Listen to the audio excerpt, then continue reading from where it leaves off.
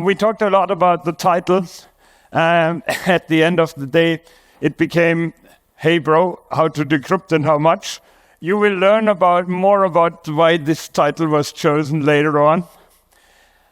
In the end, I want to tell you a little story about the professionalization of cybercrime and want to discuss with you how professional the cybercrime and the ransomware operators really are, if they are.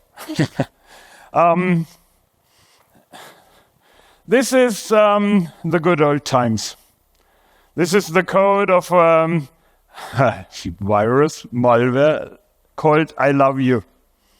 It was written by a Filipinian son of a fisherman, 17 years old. Why did he do that? Why did he write that virus back 20 years ago? Because he can. He had fun. He was actually one of us, yeah? Having fun on computer. That was the first, not that was the first, but these were the first guys who actually did computer viruses.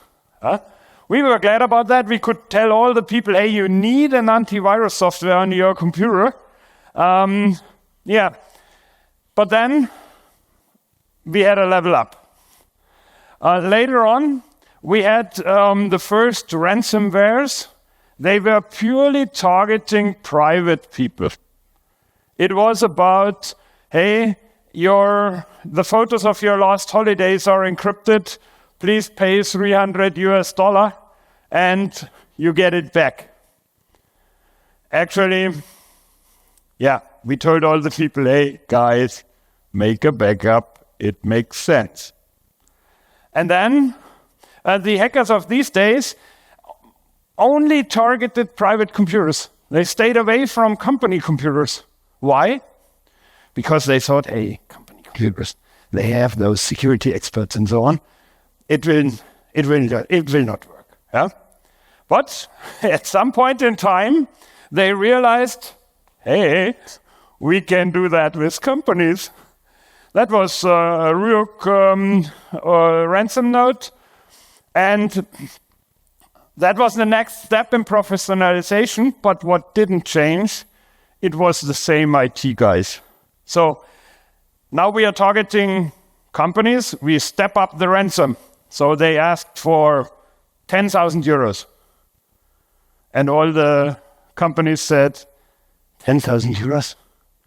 Okay, let's pay him that. And he should give us the key. Yeah?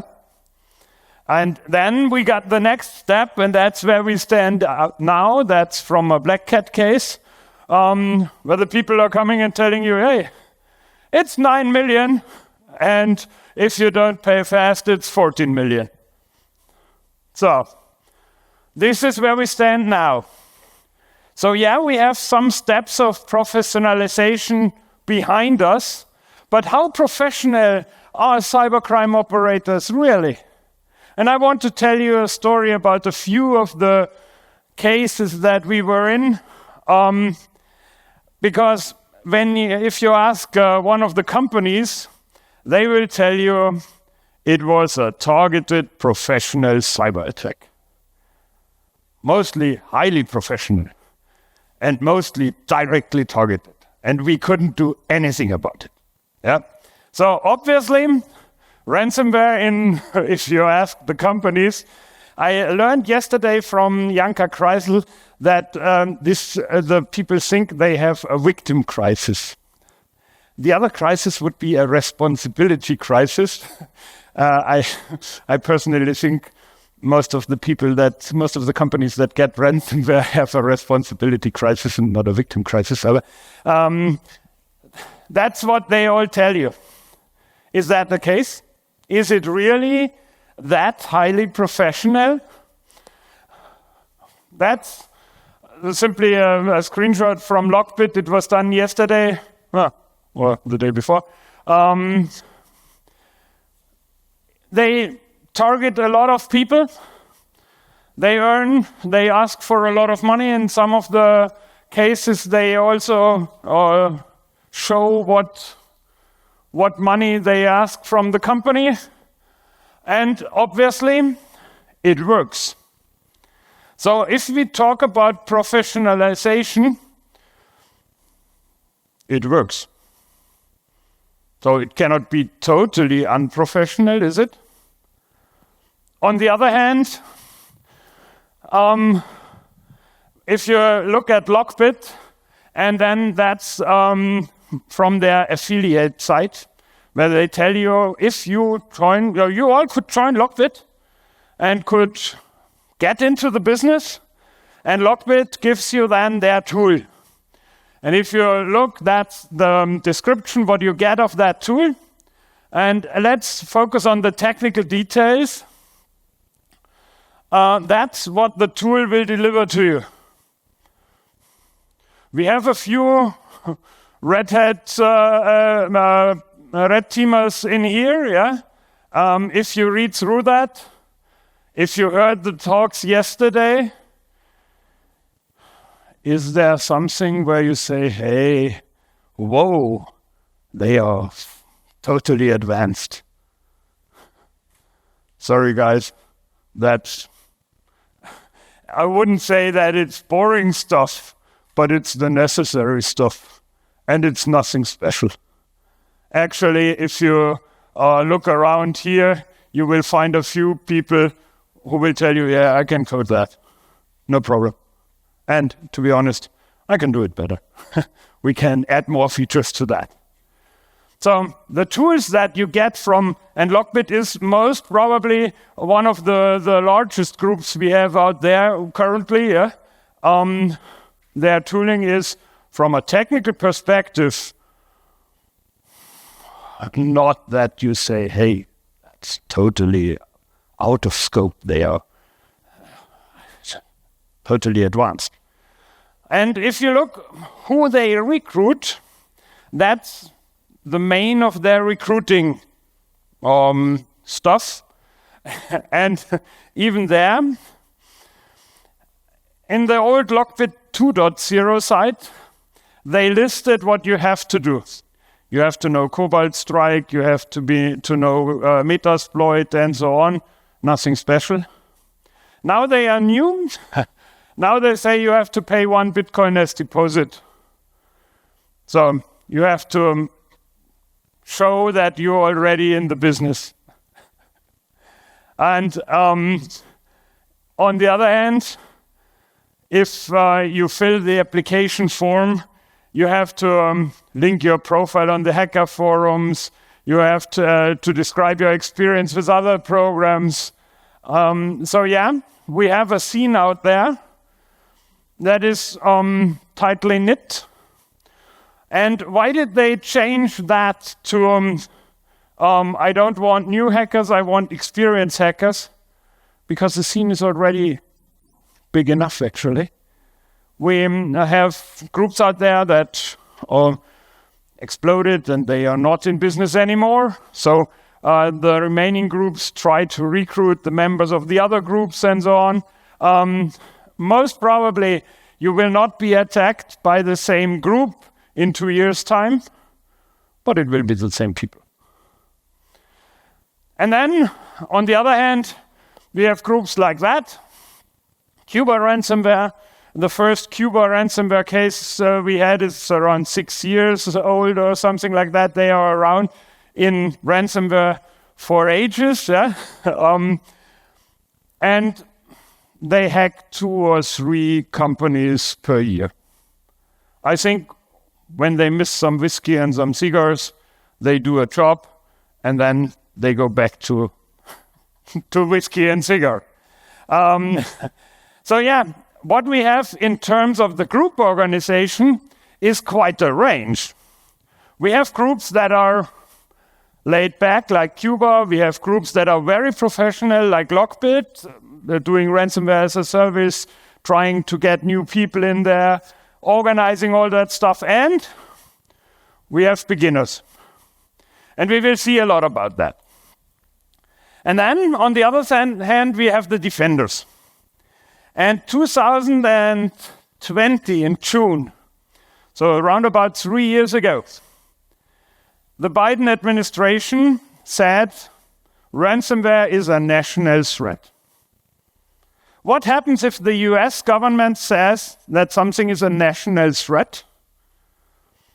This is the signal for parts of the intelligence community that they are allowed to do something now. Because the NSA is not on the playground for some simple thefts or something like that. That's FBI job. But if it's a national threat, then the NSA and CIA and the others are allowed to compete in the game. So since 2020, we have, from the US side, a real interest in taking ransomware down since 3 years now. In the National Security Strategy, published in 2022, they even said, we aim to deter cyber attacks from non-state-sponsored actors and will decisively respond with all tools of our national power. So we have a fight against ransomware out there. And what happened? Yeah, such things. The guy who led the, by then, biggest malware group named Conti had a 10 million head money on him. And if you are working with a few fellow guys and doing some ransomware, and someone tells you, hey, it's 10 million dead or alive, you have to be real good friends with your guys. So yeah, this was something we all thought, hey, whoa, now it becomes quite a thing, yeah? And actually, yeah, we had some success. Some of the most prominent groups were pushed from the internet, but the problem, they seized all their equipment, they seized all their operations, and they arrested no one. So they got all the technical equipment, but they didn't get the people behind. And what happened? The people moved to other groups. So right now, at least if we talk about professionalization in ransomware groups, they are professional enough that quite some good organizations are not taking them down within years, not within the last 2 years. Ransomware is alive and kicking. We had Conti is not there anymore, but that is another thing. Conti, as a group, said, hey, we are clearly on the side of the Russian Federation in terms of the Russian-Ukraine war. Problem, Conti is a joint operation of Russians and Ukrainians. And the Ukrainian part of the guys then published some of the internal documents, and there was a real ruckus about Conti then, and Conti is no more, but it exploded from the inside. That was not some legal operation to take them down. So yeah, and as I said, ransomware alive and kicking. I got you the one of the URLs where you can see all the darknet sites from the various groups. If you have time, look around and you will see. I heard it's 6 companies a day. And the numbers are quite, the one says that, the one says that. One thing is clear, ransomware is a threat today. Yeah, and then something like that happens. When we come into a ransomware case, we don't know the customer we are coming to. There are people on the board and you have to learn the people and how they work. We don't know the IT we are coming into. It's a new, we didn't know anything of that before. But what we normally know is the ransomware group that they are targeted by. And then you come to a customer and the ransomware group is Kalaya Tomor. And you think, Kalaya what? You go Googling and you find that Kalaya Tomor is a castle in Albania. And Kalaya means castle. And you think, okay, what will that be? So, as always, we try to establish a communication with the attackers, if and not to pay, but to get information, to get clues, to get IP addresses, email addresses, to get IOCs, to get information that we can share then with the legal guys to actually work on that. And with them, we asked them what to do and how to decrypt. And then we got that email, and you have to read that email from the back. We sent them an email, how should we decrypt and how much is it? And then the one we were writing to wrote to his contact in his organization, bro, how to decrypt and how much? Then, that was on the 11th of October. A few hours later, the backend guy wrote a nice email. Dear, first of all, thank you for contact us, blah, blah, blah, blah, blah. Yeah, wonderful. Yeah. And then the one we were talking to took 3 days and sent the whole email to us with, I have replied. So much about professionalization. Yeah? Another group, Mallocs. We Googled Mallocs ransomware. It was, that was a tool from 3 years ago. Yeah, the case was this year, actually a few months back. Again, we asked for a test decryption and a file list of exfiltrated files, and we got that reply. Next. Yeah. Does any one of you know what mashtaba means? Mashtaba is a Bulgarian word and means scale. Yeah. Okay, did you estimate mashtaba? Okay. So obviously we sent an email, hey, we don't understand what you're talking about. And then we get that back.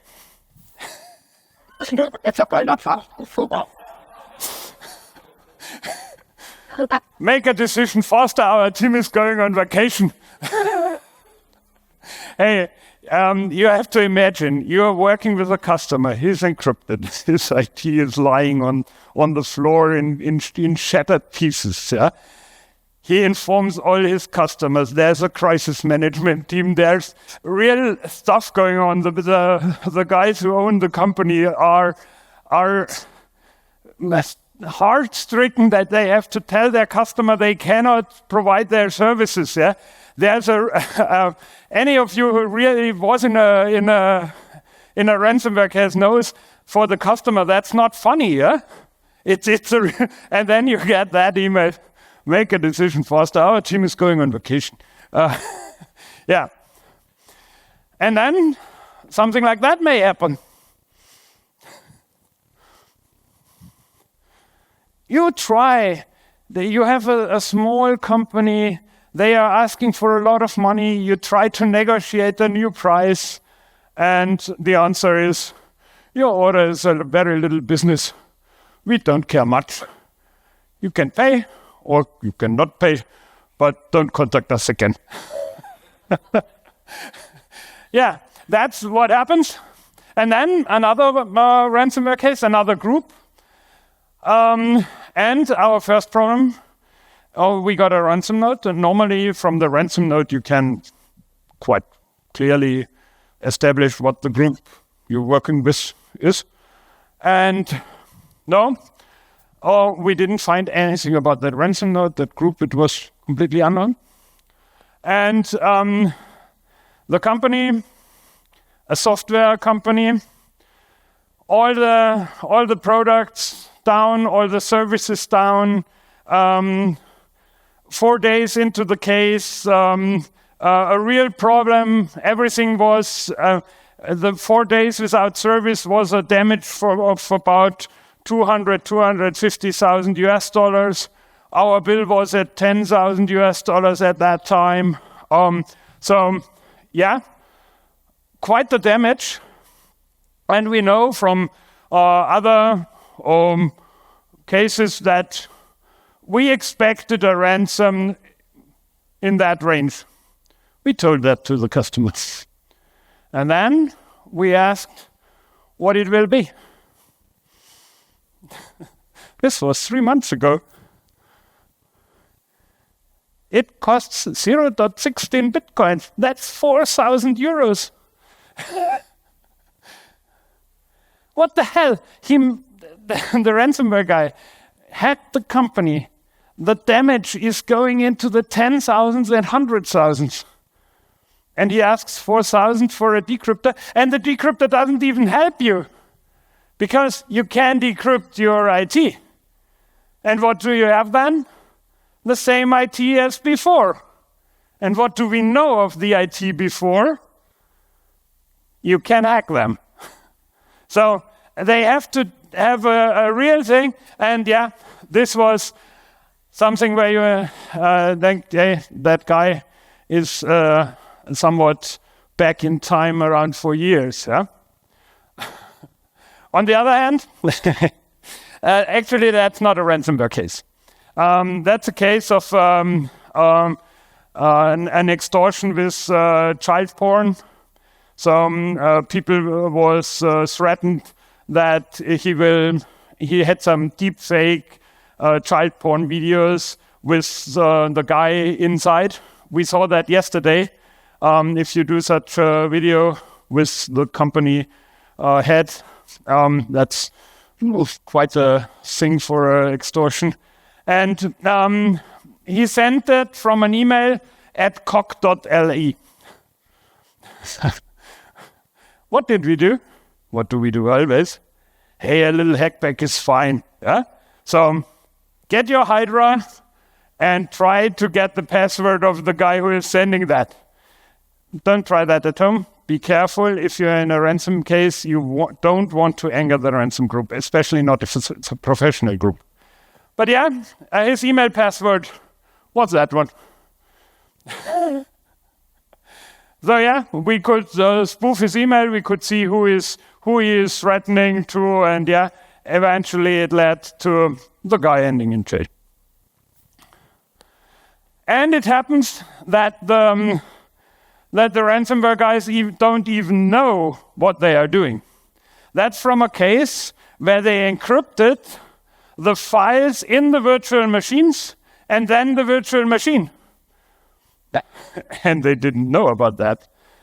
So they couldn't even deliver us a decryption method because they didn't notice that they are in the machine and out and on the hypervisor. So from a professional thing, there's a large scale. But what tooling are they using? That's a customer who paid, and then they are promising you to delete all the data. And how do you get a proof that the data was really deleted? You get a deletion log from the ransomware guys.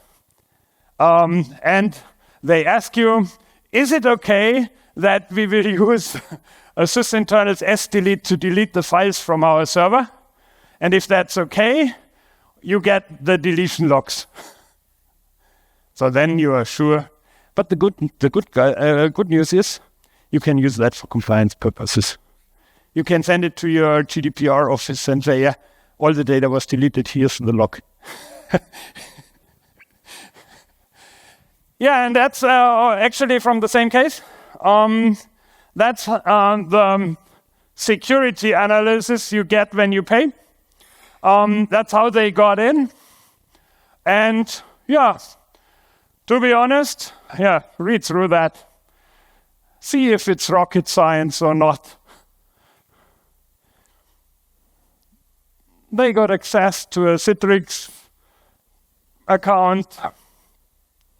They used the Citrix vulnerability to get on the Citrix host. Then they used Bloodhound.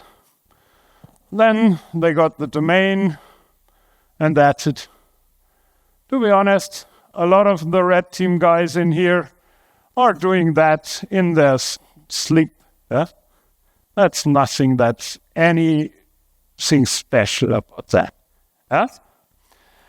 And if you ask then, hey, thanks for your report, or we would like to know exactly when you did get the password, then you realize the one guy you were talking with is not the guy who was actually doing the job.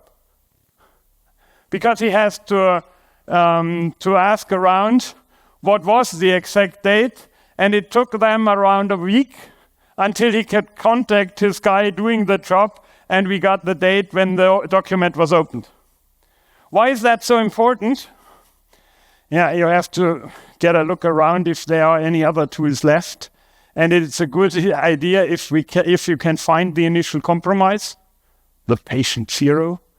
Finding the patient zero purely by forensics is possible if you have good logs, but it's not an easygoing task.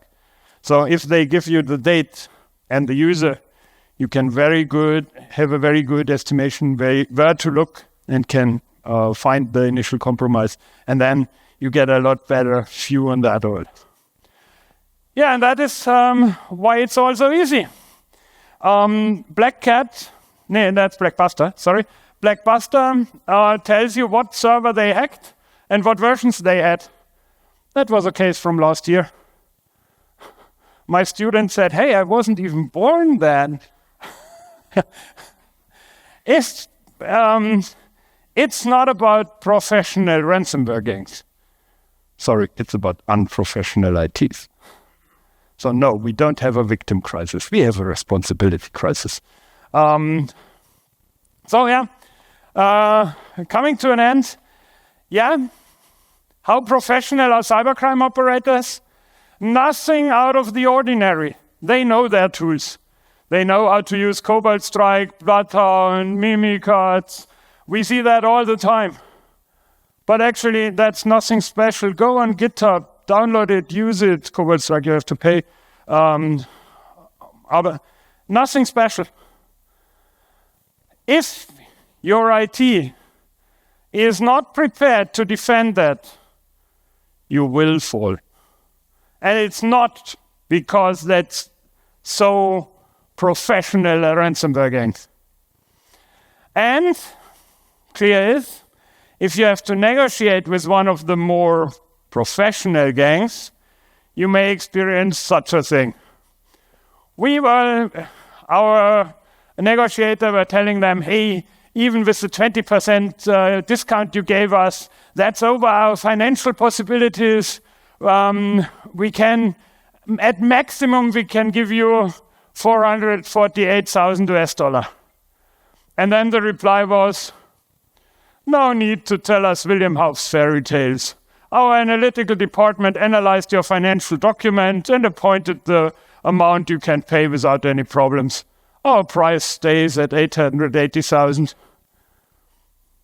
It is hard to negotiate with people who know your balance statements. So that's a short overview of a few of the more funniest moments in our cases. And at the end, I can only urge you, get all the information from that conference, from all the people out there, and protect your IT.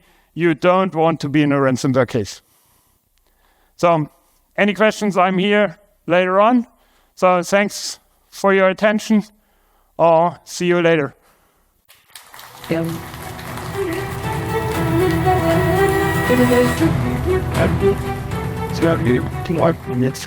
Thank you very much. A great entry into this day today. We have a few minutes left, so if you have a few comments for Florian just now, feel free. Otherwise, he's here. No comments. Then I can tell another story. Okay, tell another story. Because I skipped one slide. If I have you have a few more minutes. What Go ahead. The future will bring. Most of you heard of the MOVEit attack. MOVEit was one of the first things where the hackers didn't attack the target of the software, but the customers of a target. It was a supply chain attack. We've seen that with state-sponsored actors before, the SolarWinds hack, big thing.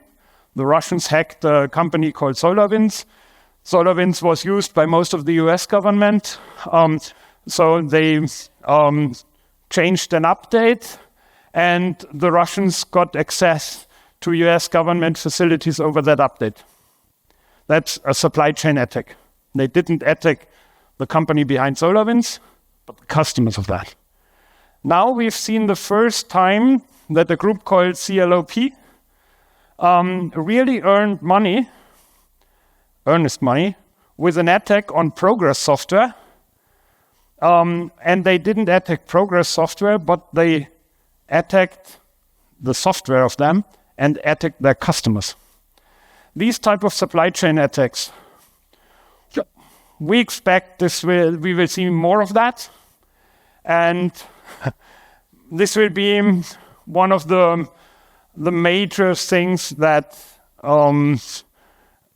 if you ask a company, if you ask a CEO what software does he use, he tells you, yeah, we use Microsoft and SAP.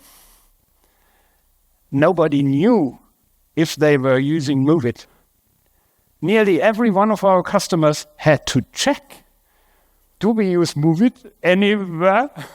Did anyone buy that thing? Yeah. So supply chain and the management of trust in your supply chain will be one of the bigger issues for the companies in the years to come, because we will see more of that. Okay, now I'm finally finished.